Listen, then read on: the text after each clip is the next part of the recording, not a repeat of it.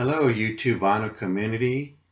This is Edward aka Prog Rock Tommy back with doing a vinyl update on some jazz records that I picked up at the end of the December and at the records that I picked up at the beginning of the new year 2018. And I can hardly believe now that we're almost saying goodbye to the month of January. But I'm going to show 8 records that I picked up, and I'm going to start with Don Cherry, Eternal Rhythm.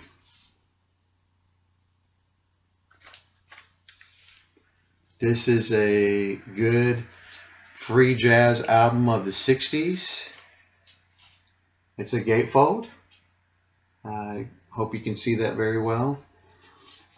But that was an album that I wasn't looking for, and then it was there, and then I was like, I gotta have it.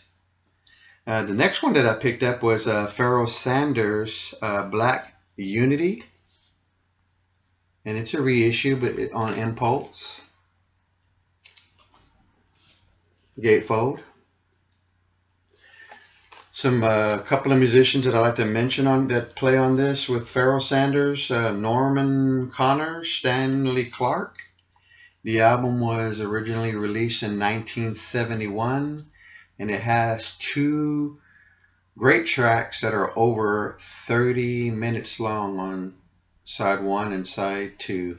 I highly recommend this album. Next is McCoy Tyner. I picked up his double live album, Atlantis. Gatefold. Released in 1975, and it's a live album recorded in San Francisco. I picked up another one of his records, Quartets 4x4, released in 1980. Which is one of my other favorites by him, Gatefold. Mention a couple of musicians that are on here. You have C.C. McBee on bass, Al Foster on drums, and this is just a really good. I think you can find this for a pretty good price. Good double record. Now this next one is a record that I found out through a VC member who posted it. This album right here is Free Jazz, a album done by Joshua Abrams and Natural Information Society. He is an American composer, multi-instrumentalist. This, if you like this kind of jazz, free jazz, and avant-garde jazz, I highly, if you can, recommend getting this one. Now the next one I got was a birthday gift. My birthday was a few weeks ago, but I got one of those 75th Blue Note anniversary edition of Lee Morgan's album, Cornbread, still in the shrink wrap. Album was released during the post-bop era, released in 1967, and it sounds really good. Blue Note. I recommend anything by Lee Morgan that you can pick up. Really, really good stuff.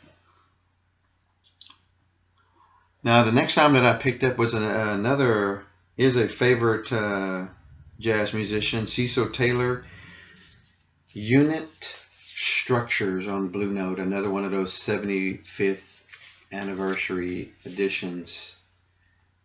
This is free jazz, released in 1966. Now I just read that he was a pioneer, or leading the way of free jazz music, not just being part of, but one of the big leaders of it. If you like this kind of music, this kind of jazz,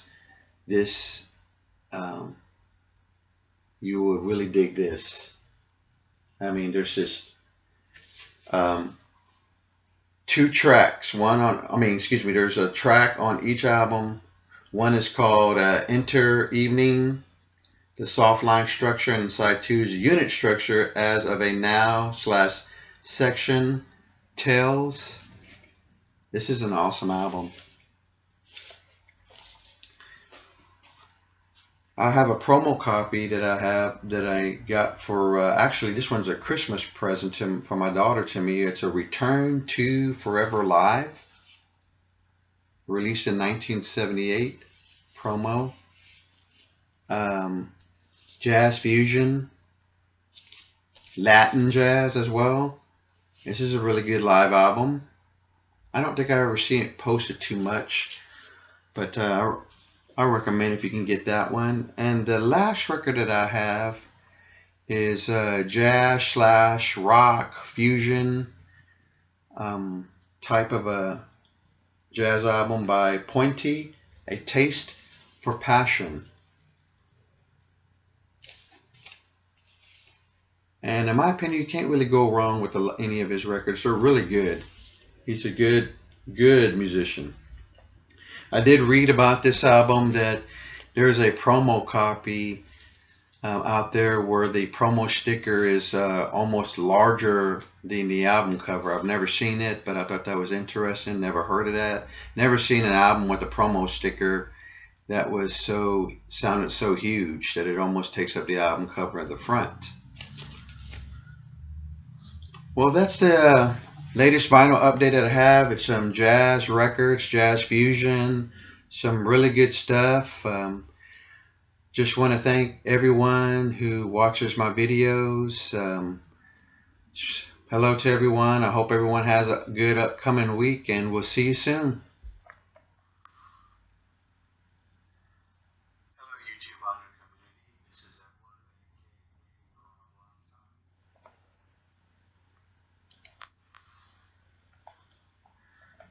Hello, YouTube vinyl.